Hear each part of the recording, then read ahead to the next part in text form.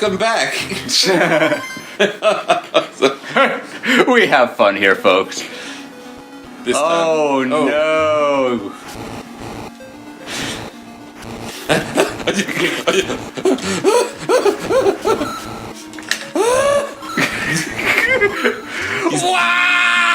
He's nowhere near me. We're in World 1. This doesn't matter. Everything's fine. Nothing ever matters in World 1. Yeah, the aesthetic for World 1 is always the level. I just gotta wait for Steve to come back. So this is... Steve? Hot lava, right? Yeah. And I think I need to ride on top of that, oh yeah, he's got a flat Steve top. over here. Swamp Steve.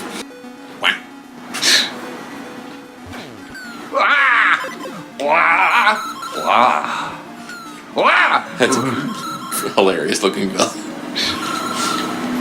I think it just came out of somebody's notebook and here it is in this game. It kind of has a Fleischer look to it. Oh, cool, insta-death. Like the secondary animation on the helmet there. Oh gosh, I sure hope that big guy doesn't... Oh, I hate it when he does that. Okay. Now it's time to play the winding game.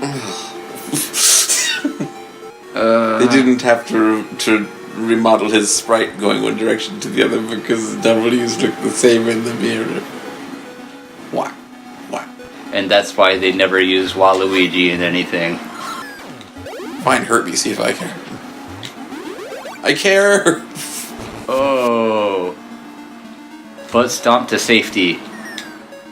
A workout video series. Not worth it. Nope, not WAP my time. This is what people are watching for.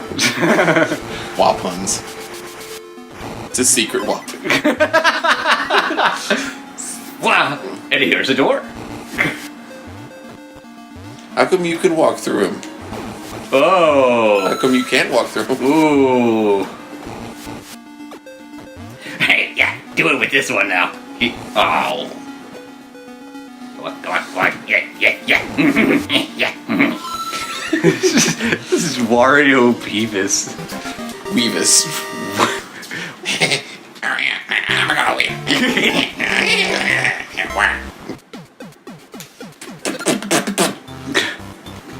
Finally made it to Skull Cave.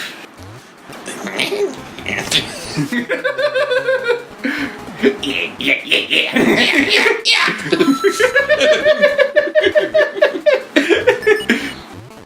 No, Flomps can't crush those. What? Oh. Well. That is bullwit. Nice. Nicely done. It was not. Oh my head. Oh. It is a little weird, like, how that works when a character falls off screen like that. It's like, you just fell off of the only plane of existence. Oh, come. Nothing wants to work. Lazy.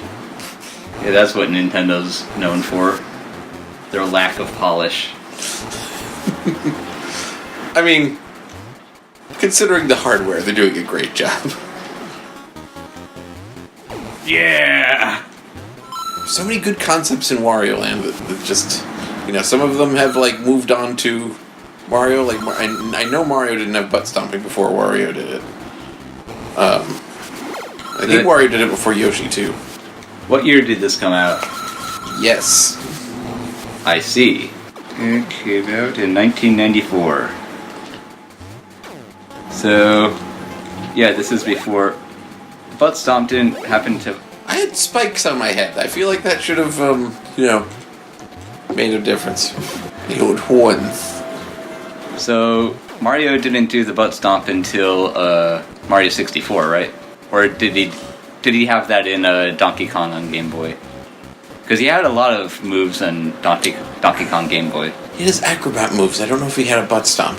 But that's another thing I want to play on the show. That's one of my favorite games ever. Yeah. Do the butt stomp! Swing your arms from side to How am I side! supposed to hurt this guy when I'm small?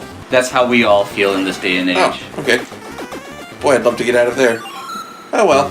Well, you technically did. Yep. Does he grow when... does little Wario kind of, like, grow out of proportion when he dies? I think he's coming closer to the screen so he can fall off of this one plane. Okay, John. John, okay. I understand. So how do I... What's the right way to do this? Can't charge into it. There's probably some... Like, maybe the dragon power-up can burn those blocks or something. I like guess that. so, but I haven't seen one around in a while. Well, that's how they make you play this game over and over. Where you have to go to one world to find an item and then another to use it or something like that. Cool, so I'm in a much better position than I was before. Just kidding, no I'm not. I remember there being a design drawing of this guy in Nintendo Power. And it was like... handful of... It's like one of the first times I'd ever seen like a video game design drawing. This is kind of an interesting boss fight where you have to hit him like a Mario block instead of stomping on him like you normally would. Just gotta hit the part that's not spiky. What is that pose? Oh, now I know what that pose was. That boss fight kind of tells you how to defeat it, even though it doesn't spell it out either. Yeah. You just kind of infer it, and I think that's pretty interesting. You know, like a good video game do. So I only had the first Super Mario Land on Game Boy. I didn't have any of the other Marios. Oh, Mario Land 2 was a really good time. I know. I saw classmates play it all the time between classes. Well, then maybe one of the things we should do on the show is that I should let you play that one, because I have played it a million times. Hey. Because it is one of my favorite Mario games. I played it on the 3DS Virtual Console. Oh, okay. So I have played it, and I could only beat the game with save states because that last castle kind of works on Tiny Toon Adventures rules, where if you fail at the boss, you have to do the whole thing over again. And I couldn't do it. Not legit. Well, I somehow did it when I was a kid. I don't think it was skill, it was just we had the patience back then. So you can't go up where it's blank, but you can go through walls. Yeah, your guess is as good as mine, John. Oh. Well, I need to stop saying "well" when stuff happens. It's becoming a verbal crutch. Yeah, something about, well...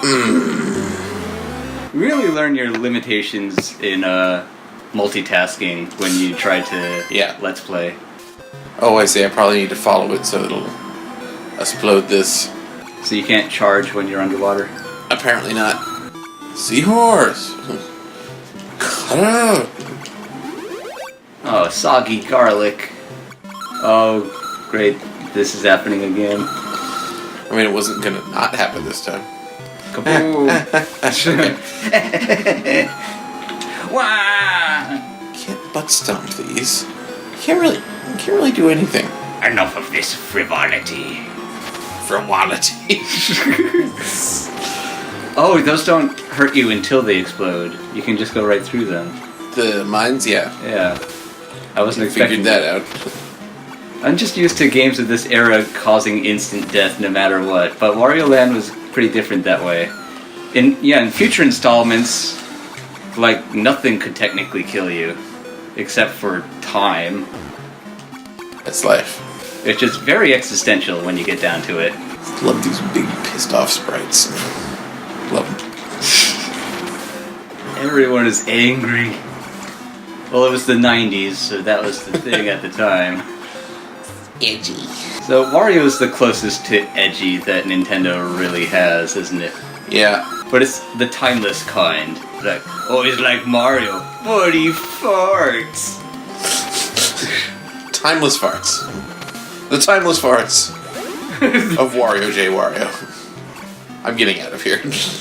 I know there's things I can go back and get, but, like, I don't want to mess with anything. Like, say, this bird that I could see half of. Half bird.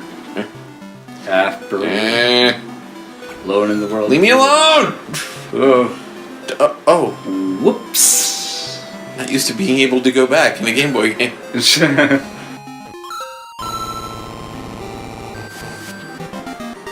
interesting that you have to pay fair in order to beat a level. Pay to win, I hate it.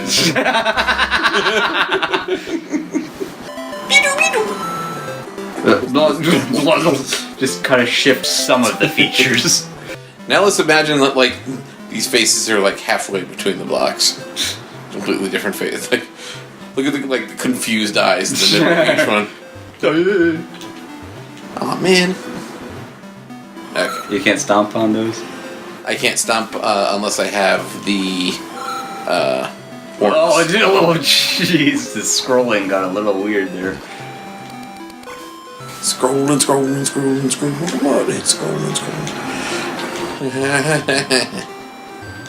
That dragon hat better still be here by the time I get back. Like, I don't quite trust Game Boy object permanence. My daughter's almost 2, so she's finally gaining object permanence. So she's officially smarter than a Game Boy. Plus, she can recognize colors. Yeah, you made look like an actual human. That's weird. Yeah, it takes about as long to make a person as it does to make one episode of a cartoon. Yeah.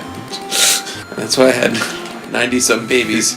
Yeah, except it takes many people to make a cartoon. I'm into it. A cartoon orgy. Was that on MTV? Wah. That does sound Damn it, Ross. I'm sorry, go on. like maybe one of those crude animation festivals or something. Yeah. There has to have been like a website or something. Is he dead? Yes.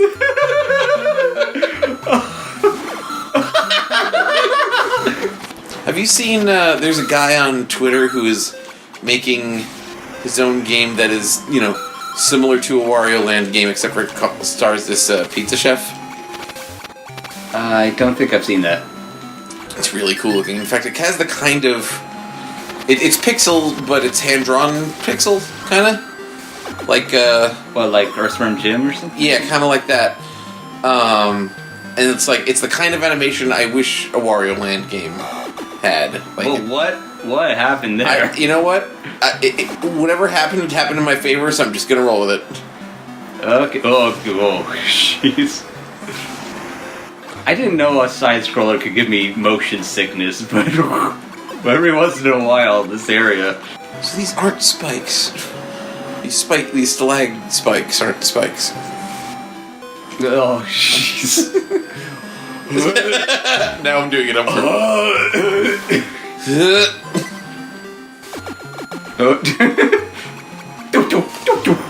There's some crossover between video game sound effects and anime sound effects. Well, I mean, both are created digitally, for the most part.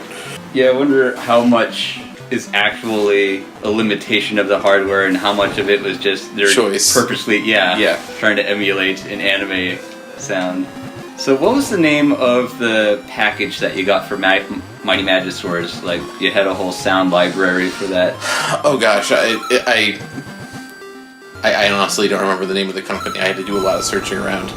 Like, for those who don't know, I like used when I was first making Mighty Magiswords and like putting together the animatics. I had downloaded a bunch of anime sound effects. You know, the kind of like from the 80s and 90s that are kind of like synthesized sounding. And I, got really accustomed to them being there, so I wanted to find a sound effects package that we could, legally use, because I couldn't just use those. At least probably. I don't quite understand how you can copyright a sound effect, and I'm guessing that you can't, but legal, Yeah, they like to play it safe. Yeah. Much like how Weird Al technically doesn't need to get permission to do a parody, right. But, so I had to do some digging and find some Japanese sound effect packages that we could, use on the show, and they were awesome. And it was fun because I would watch Rinne, for example, the most recent Rumiko Takahashi cartoon, and like I could hear that they were using some of the same sound effects as we were. Okay, can't go directly towards the claws. I think it was pretty funny. Sometimes there are some Japanese cartoons that try to emulate Western sensibilities, so you can tell that they got a whole Hanna-Barbera sound library. Yeah. But every once in a while, they would use stuff like the Jetsons had a doorbell Yeah. that just plays the Jetsons theme. And sometimes the Japanese cartoon will just play that sound. Oh, really? Yeah. But it's part of the sound library, so Yeah. they're able to use it. It was like, you don't know where this came from, do you? Yeah, I'll hear, like, Jet Screamer's entrance music in different places that have nothing to do with Jet Screamer. Yeah, what would you even call that? Because it kind of it also works in, like, someone tumbling or something like that. A lot of cartoon sound effects are just instruments, so it works in that regard, too. One of my favorite sound effects from old cartoons, for some reason, is a crash cymbal, but only, like, a very specific kind. Like, if I can find it, I'll put it here so you know what I'm talking about. Okay, can you describe it at all? What are you? Oh. It's a garlic key. Behold!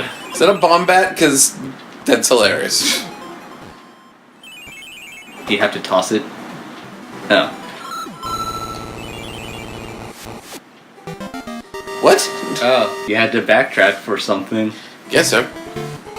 Well, Whoops! well, I think that'll be our entire land of Wario for today. Yes. Want us to keep playing? Because I think Kyle's ready too. Yeah, so let us know in the comments, and then we'll do whatever we want.